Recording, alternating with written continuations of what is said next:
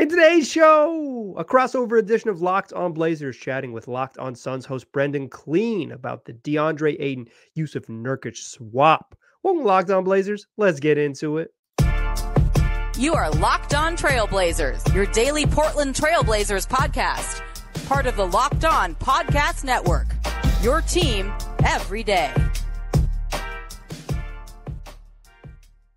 What up, world? It's your past first point guard and Trailblazers reporter, Mike Richmond.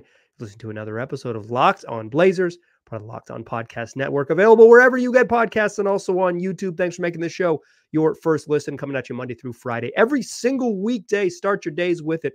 Make it a part of your daily routine. Tell your friends to do the same. It's Locked On Blazers, your team every day. Today's show, a really fun one. It is a crossover edition with Brendon Keen, the host of Locked On Suns, and we're going to talk about the portion of the Damian Lillard trade that just involved Phoenix and your Portland Trailblazers, that is. So focusing on Deandre Ayton, Jusuf Nurkic, Nassir Little, Toumani Camara. This was, just to be clear, recorded before the Jrue Holiday portion of the trade had been finalized. But in any case, we're focusing on what Ayton brings to the Blazers and what Nurk will bring to the Suns. It's good perspective from someone who's covered Deandre Ayton very closely over the years. Let's just get into it. Welcome to a crossover edition of the Locked On Blazers / Suns program, whatever you're listening to. I'm Mike Richmond, host of Locked On Blazers, and joining me, the host of Locked On Suns, Brendon Keen. We're here to talk about the 2018 NBA draft. We're going to relitigate who should have gone number one. No, I'm just kidding. We're not going to do that. Poor Suns fans. You don't deserve that. We're going to talk about the big trade. Jusuf Nurkic is in the desert. Deandre Ayton's got a new home, and Toumani Camara also got a new job. And Grayson Allen, welcome to Arizona. Brendon, let's talk about the trade from, we'll start with the Suns' perspective. Why did they seem so interested in getting involved in this one?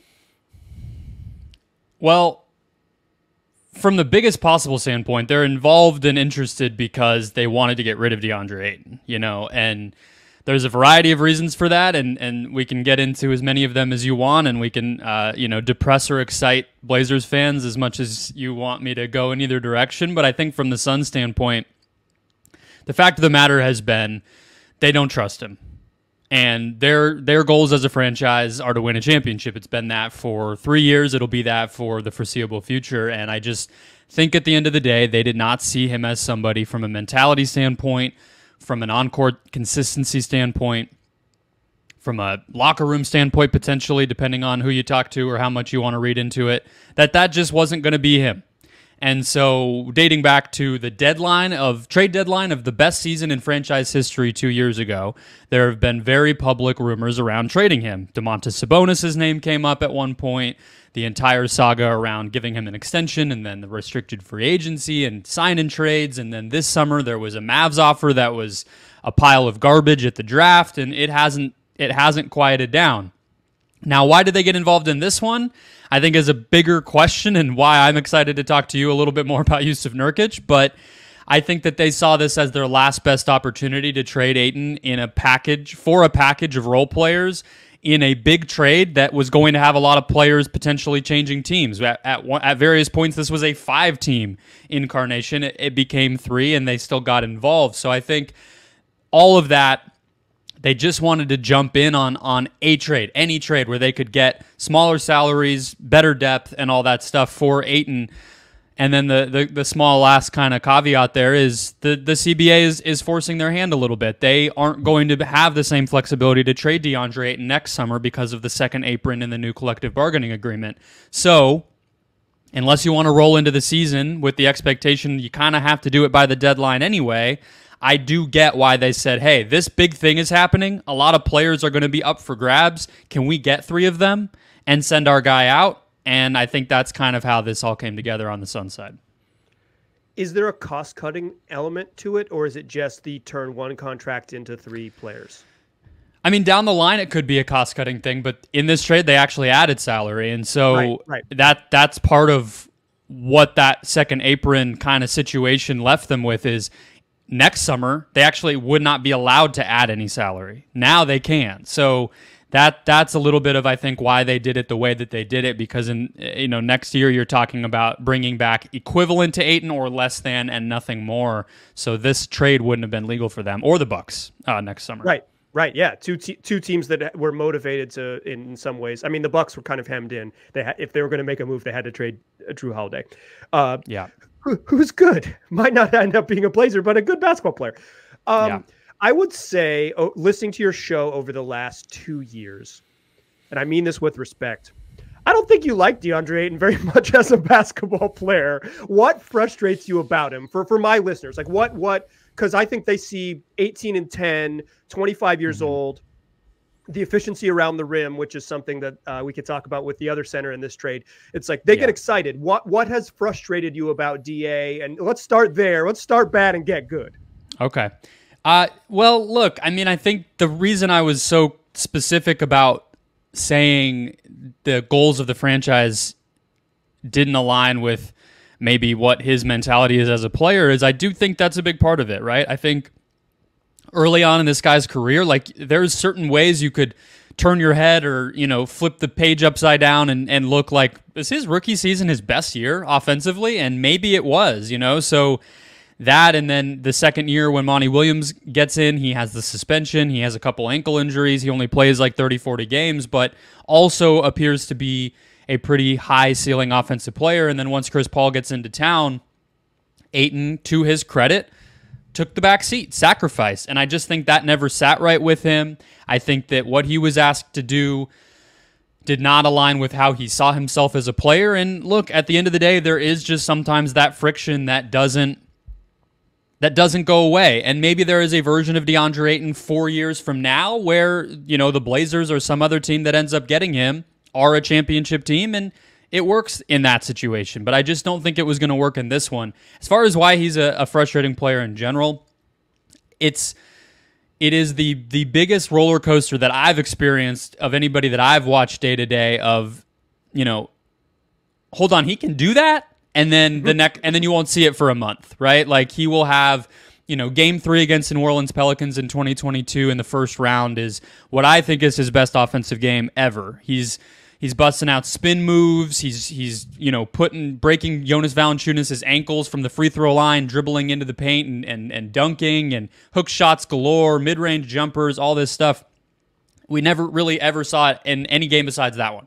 You know what I mean? So that, and then he just, he doesn't dunk the ball. He doesn't get to the free throw line. He doesn't block shots. He is everything physically that you would want in a center, but those things do not translate to how he impacts the game. And so I hope that changes. He is only 25 years old. I was sitting here talking myself into it happening this year in Phoenix. So I'm by no means completely out, no possible chance he ever improves type of guy with Ayton. But, at the end of the day, he's been in the league a while, and that progress just hasn't come. So it is frustrating. And he will, even on a worse team, he will have some, scratch your head and, rip out your eyeballs types of moments if you're a Blazers fan, I think. Yeah, I think he might average like 20 and 10, but 20 and 10 is not all 20 and 10s are created the same. In the 2021 playoffs, Deandre Ayton was like legitimately good. Like he guarded Nikola Jokic really well. That was the version of him, right? Like that's the thing, the physicality, the consistency, the sort of just like, not garbage man's not the right word, but like kind of just like the role player, the fitting in where like, do you think, and this is from the outside for sure, he has that run, like you said, the best season in franchise history. He has that run. He was awesome in the postseason. And then he doesn't get the money. Do you think that has something to do with it? Like that after that productive run, not getting paid kind of just changed what he's been? Or is that putting too much on sort of soft stuff? I think that is a part of it for sure. And the weird thing and not something that matters anymore because neither Monty Williams or Robert Sarver or Deandre Ayton are here anymore. But if you read some of the insiders who are plugged into this situation, the idea is that Monty wanted to trade him after the finals. And so it's bizarre how it lined up where you would, at the same time I'm saying there would be some of these really high highs, behind the scenes, they didn't seem to amount to anything. And it does just seem like there was a wall of where this guy's play was able to get him in kind of the pecking order and trust level of the team. But he was awesome. I don't have to work with the guy, but I would not have wanted to trade Deandre Ayton after the 2021 finals. I think that was the absolute peak of what he was. I think he, at his best, like, he is a more modern, more offensively gifted version of like an Andre Drummond or DeAndre Jordan. And like that might sound like an insult in 2023, but if you're talking about a better version of those guys who fits a little better with how the NBA works these days, those guys made all-star teams and all-NBA teams. So yeah, DeAndre Jordan's an all-NBA center. Like that's exactly. That's a good thing, and he's going to play 15 years in the league. Like that's a good outcome for a lot of players. Yeah, and so you saw him protect the rim. You saw him run in transition. You saw him finish at an elite level. You saw him have moments where he guarded Giannis pretty well, guarded Jokic pretty well one-on-one. Like he really had the whole package. He was playing a ton of minutes. He was rebounding better than he ever has. Like that was the dream of when he's engaged. This is what he can be. Yeah, I think, and this is maybe my rosy outlook because he has yet to. I mean, he's maybe been in. He probably hasn't been. He's yet to make it to Oregon as we're recording this. He'll probably be here soon, but yet to make it. We got a Nurk selfie with a cactus already, so he's in town. But I don't know if DA has gotten out there. you can imagine that going from Oregon to Arizona in September more appealing than the other way. Sure. You better weather this time of year. It's very wet where we live. I think he can be more on it. Like Ayton can be more on this team because the ask isn't going to be, hey, get in where you fit in. It's going to be like, do you want to be one of the big options? Obviously, Jeremy Grant's going to shoot it a lot. Anthony Simon's going to shoot it a lot. Scoot Henderson's going to get his touches, but DA is going to be involved in all of those actions. He's going to be a primary screener, pick and roll guy. Like he has an opportunity to have a bigger offensive load, and that seems to be one of the things he wanted. And the mid-range touch is there. He's really his hook shots moves around the rim. He's got good touch around the rim. Face-up moves, one dribble moves, not multi-dribble moves, but one dribble moves. He's got some skills. I think he's sure. I saw him play for the Bahamas. I don't think you want him to just like dribble the ball up the court. That's maybe not the best option for him. But he's a skilled offensive player, and if the Blazers can tap into that, I think you can get more out of him on defense. Like I believe he can be more, spread his wings a little bit more in a different setting. I will say it might be some sort of red flag that a guy does better on a team with lower expectations, but that's a problem for another day because for now the Blazers have low expectations. Yeah, I think we've hit on the DA stuff. I'm excited for him. Sure, I am. I think he's going to be fun. He's going to make them better. Like they're going to be better with him than they would have been otherwise. I think that's undeniable. I think, and this is what I want to talk to you about in the second segment, is like, I think DeAndre Ayton is unequivocally better at basketball than Jusuf Nurkic, and yet the Suns made this gamble. Let's talk about kind of that appeal from your end, and I can give you some insights into someone who has watched Nurk closely over 7 seasons. That's what we'll do in the second segment.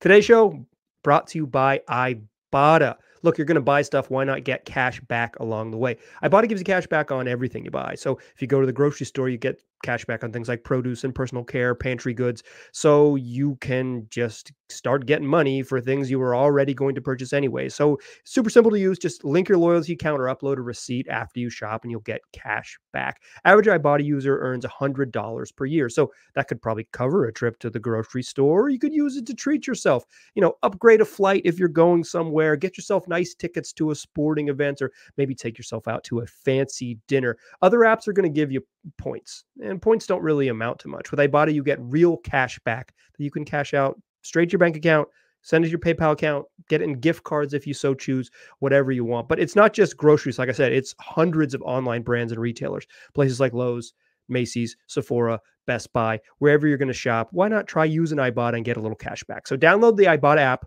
now and use the code LOCKED to start earning real cash back. Just go to the App Store or Google Play Store, download the free Ibotta app and use the code LOCKED. That's IBOTTA in the Google Play or App Store and use the code LOCKED. All right, still chatting here. The Locked On Suns, Locked On Blazers crossover episode. I'm Mike Richmond, host of Locked On Blazers. Brendon Keen, host of Locked On Suns. Make these shows your first listen, subscribe, do all of that fun stuff wherever you get podcasts and also on YouTube. Brendon, I've been driving the ship curious about DA. I am sure you got questions about Nurk. Hit me with them. So, I mean, I think the place that I want to start, there are certain incredibly granular analytics that paint Jusuf Nurkic as a credible rim protector, even in the past few years since the leg injury. Right. Are those stats telling the truth? Is he capable? If you say our head coach, Frank Vogel, created the Roy Hibbert Frankenstein's monster, can Jusuf Nurkic do his best, mimicry of that and just block shots and stand in the way and play 20 minutes a game in the playoffs? Is that dream reasonable for Suns fans to have? That specific dream you just painted, stand in the way, play 20 minutes in the playoffs? Hell yeah.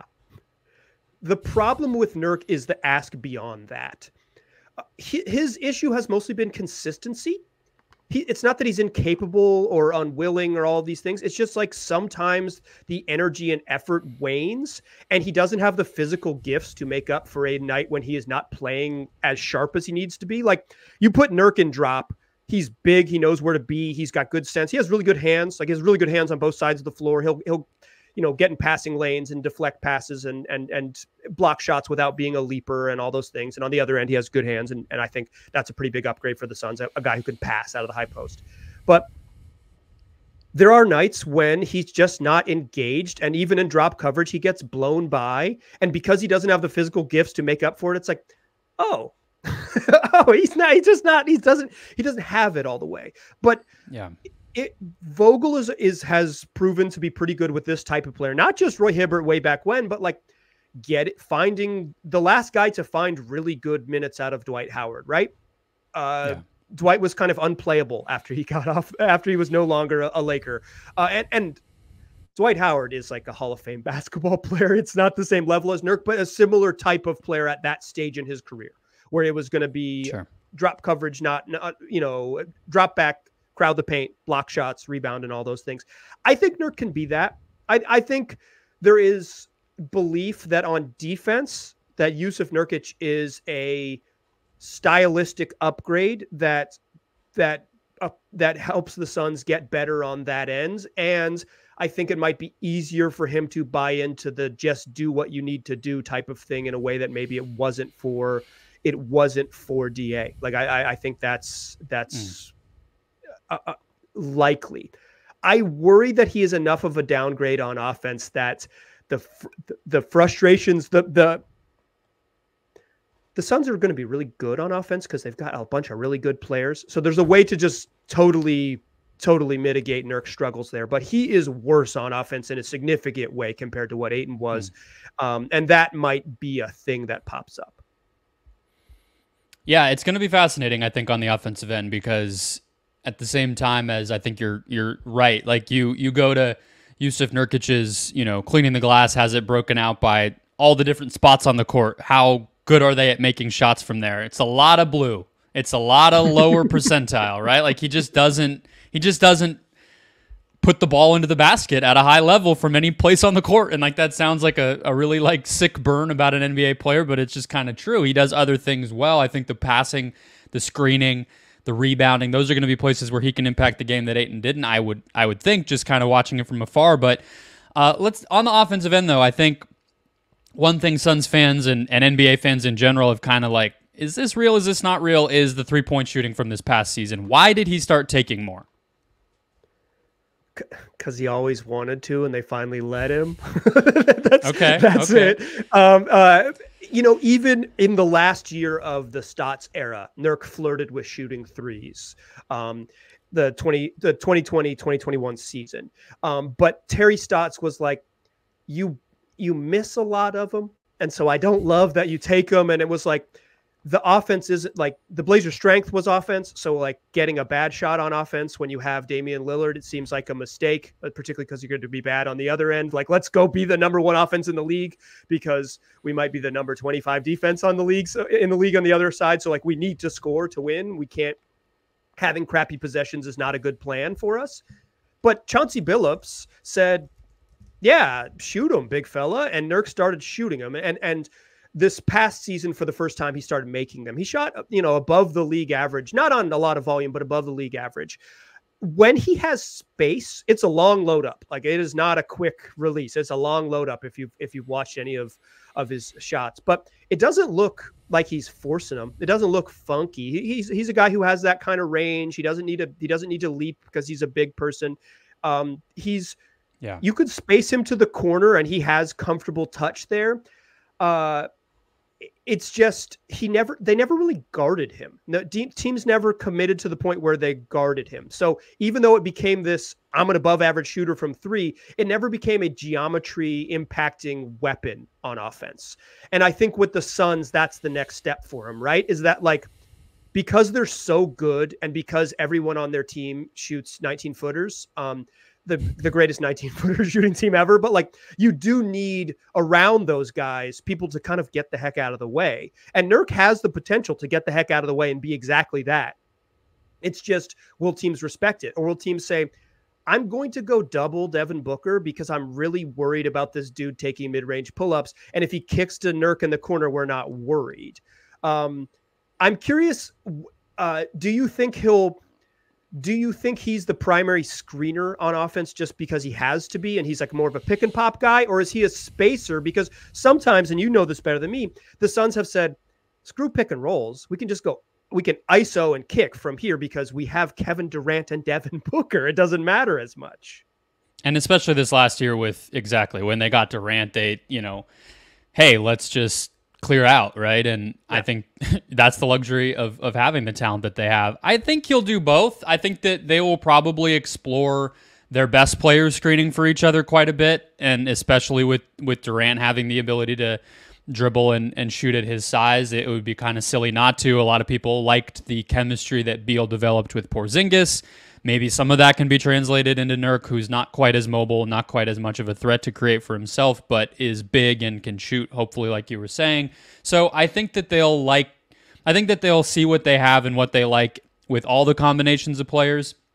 I do have some Nassir Little questions, which maybe we can get to briefly, but on Nurkic,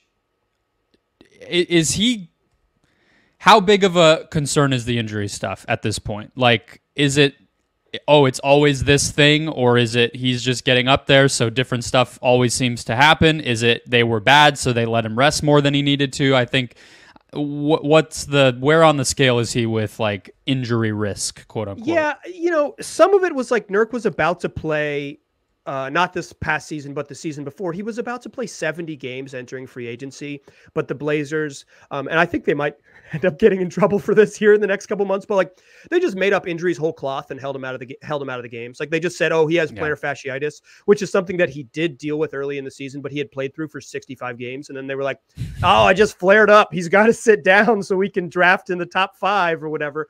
And so, like, he would have played another 12 games.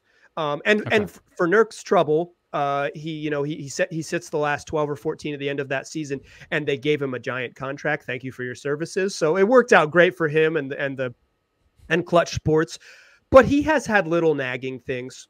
Like, he had a catastrophic injury in 2019. He broke his leg. Yeah. But prior to that, he had little things that flare up. He's just a big body. He's a big body, and he seems to have he's had some calf things, some hamstring things, just some, like, it's hard to run around and be 7 foot, 300 pounds and have your legs always work, because maybe bodies shouldn't play basketball as much as they do.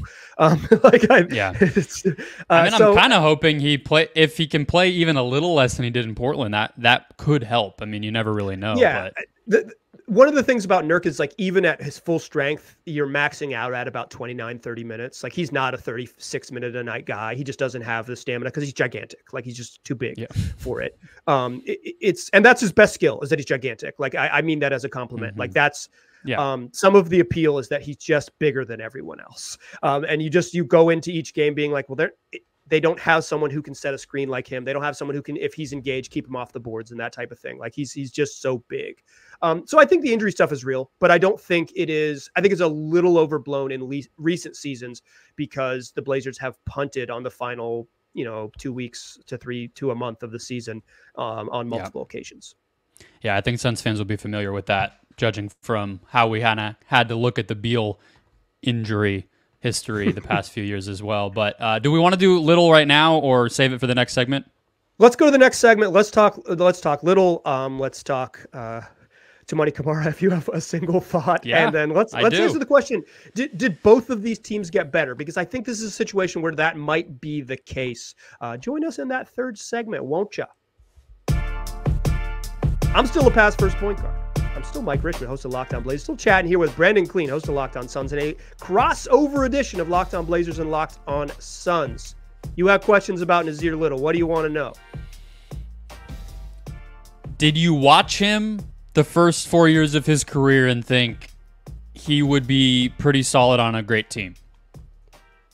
I was convinced heading into last season that he was going to be an NBA starter, and he was not.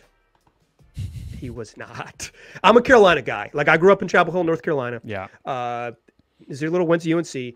I am perhaps guilty of being a homer, but I will say he was not good his 1 year at UNC. The reason he slipped in the draft is because he was not very good. He went where he should have gone. He has the physical tools to be a really good defensive player. He has not figured out the team concept on defense. Frank Vogel might be the guy who helps him figure that out. There was a time when it looked like he was understanding one-on-one defense. Ball's in front of me. I can use my length. I can use my strength, my athleticism to be a good defender. He slipped in that area last year. There was a time when he was a really good offensive rebounder, but then he started shooting and making threes last year. So he stopped crashing the glass because he was at the three-point line. He just hasn't ever put it together, and he's had so many little weird injuries that his career has just stopped and started and stopped and started. And then when he's had opportunity, he hasn't earned that consistent trust. I think there is an NBA player in Nas, but the Suns would be the first team to find it, quite frankly. Yeah. I mean, I covered that draft pretty closely too, just being that the Suns had a high pick and ended up having 2 first-round picks and everything else. So I definitely have the perception of him that feel and awareness are some of the things that are holding him back. And just statistically going through some of it, I think it tracks with what you're saying, that there's been seasons where individual skills have jumped out, but there's not been one season where all of them combined to have him be kind of a net positive. So yeah, it seems like it'd be a pretty considerable leap for him to go from what he has been to somebody who's like, in an 8-man rotation in the conference finals or something. That would be a pretty huge leap, but I guess they have him under contract beyond this year, so maybe it's more of a long play. Yeah, he's on a cheap deal. It's very little risk, right? He makes like $7 million a year for the next 4 seasons. Like that's great if he's an NBA player, and if he's not, it's not that big of a risk, and it's like a pretty tradable contract. Like it's very low risk. Like he became a pretty good shooter last year.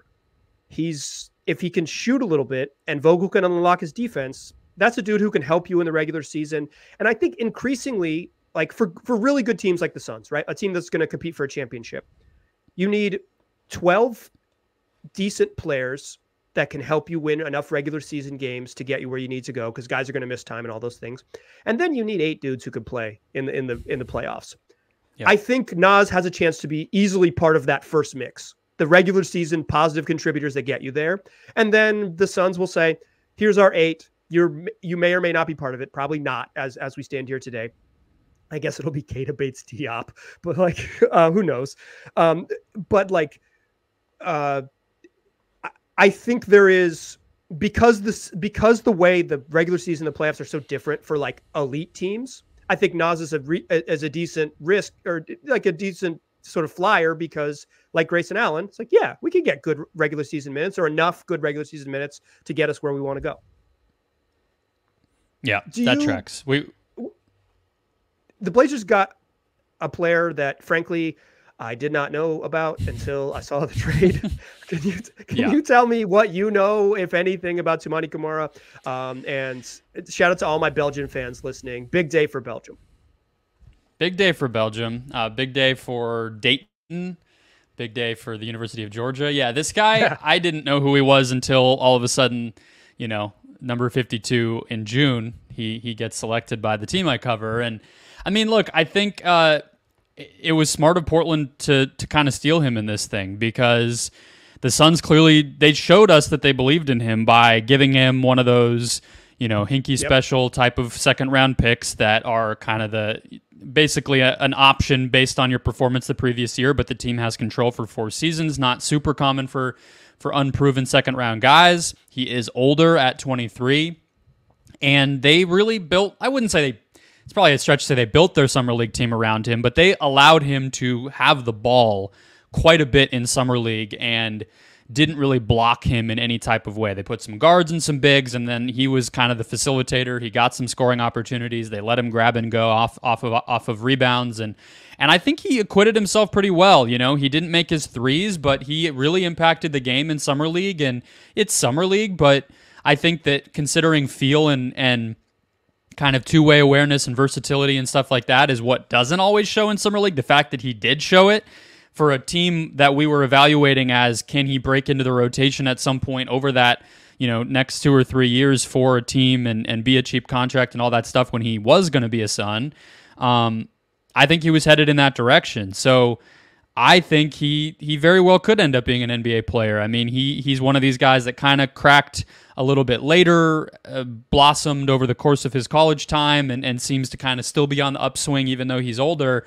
So it's a perfectly good flyer. He's 6'8", he's toolsy, he's kind of awkward because of the lefty stuff, but also pretty fluid. Not the most crazy explosive athlete, but actually more kind of athletic than you would think when you might first watch him. So yeah, I think, like I said at the beginning of my show, talking through the trade when it happened a few days ago, I think he's already probably higher in the pecking order than Keon Johnson would have been, just in terms of that stuff, because he has kind of put it together in a way where you can see how he would impact winning in the NBA, whereas Johnson, not so much. So yeah, I think Suns fans were pretty bummed to lose this guy.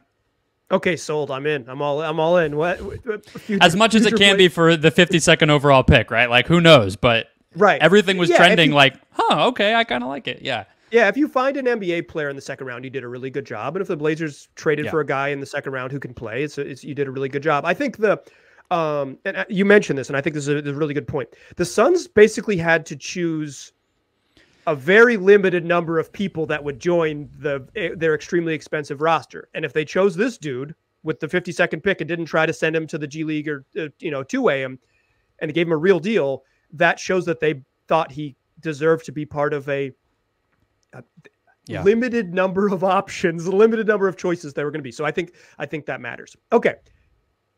Let's finish here. Do you think the Suns got better in this trade? Do you think they are better after this trade than they were prior to it? Yeah, I attempted to answer this question on 2 episodes yesterday, and I'm not sure that I actually gave my audience a definitive answer. I think where I come down is their upside as a team probably increased by a fractional amount. 5, 10, 15%, but part of that is the trade flexibility that they got with this deal, which, isn't very theoretical, but it matters.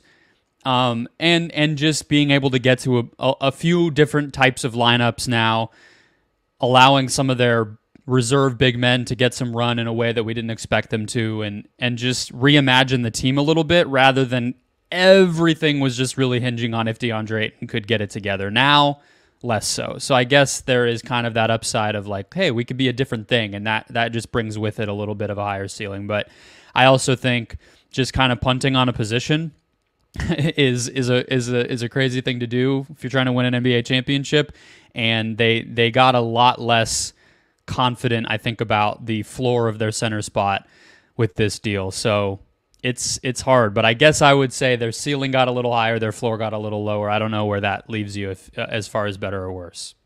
Yeah, it seems like they got is higher variance, perhaps. Exactly. That's, I don't know. Maybe if you're trying to win a championship, a little more variance could be valuable. I think the Blazers got better. I mean, they lost Damian Lillard, so worse, but obviously even significantly worse. They're going to win 24 games or something. But I think they got, to be clear, I think they got worse, but I do think Ayton has a chance to be better than Nurk. because the ask is different in each situation. So I think, like, I like the money. The part where the money is tough for Ayton matters so much more on teams that are trying to be good. For rebuilding teams, Ayton's contract isn't that big of a deal. Like, no. The Blazers aren't going to be putting together a team where they're like at the margins and need to make little small moves to help them win in the playoffs. They're just trying to figure out what the next version of the team looks like. And if Deandre Ayton is part of the next version of the team, great. And if he's way overpaid at the very end, the tail end of this deal, when Scoot and Shaedon Sharpe and whatever need new contracts, they'll deal with it then. But that's years down the line. I think the money part that makes Deandre Ayton unappealing to, 20 other teams is just like not an impact for the Blazers. So it's literally just about his skill level, and his skill level is pretty high on offense. He's going to make layups. He shoots like 70% of the rim. Blazer fans are going to love it. They're going to love it. Yeah. So great touch. Yeah. I think he's got, like, obviously the Blazers got worse on purpose, but I think you can kind of see why it matters that they chose this direction. And, once they trade Drew Holiday, then we can decide whether the trade was good or not. And for now, we can just say, whoops, I guess he didn't end up in Miami, and take it from there. You got anything else for me? Should we just let people go and imagine their new centers of the future? One last thing on Ayton is to your point about making them better. Like, he never got to run here. Yeah. And if this team plays fast, which I would think if you have Scoot Henderson as your point guard, you should be doing that. He'll just get 4 more points from that, So I think that's a fun way to imagine kind of the impact he can have too. And they'll be super fun to watch, I think, if nothing else.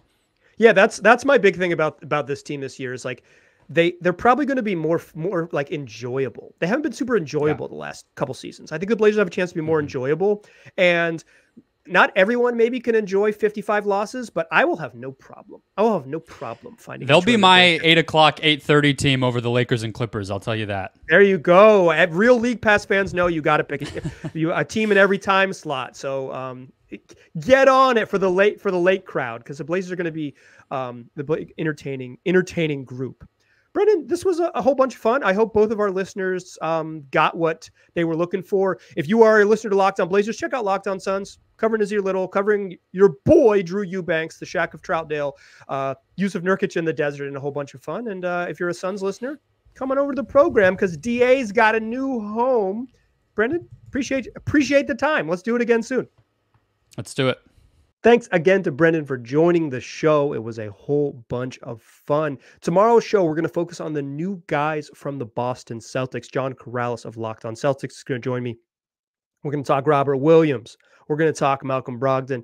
You're not going to want to miss it. It's what we do 5 days a week, wherever you get podcasts, and also on YouTube. Tell your friends about the show, and then come back tomorrow and make it happen. I appreciate you listening.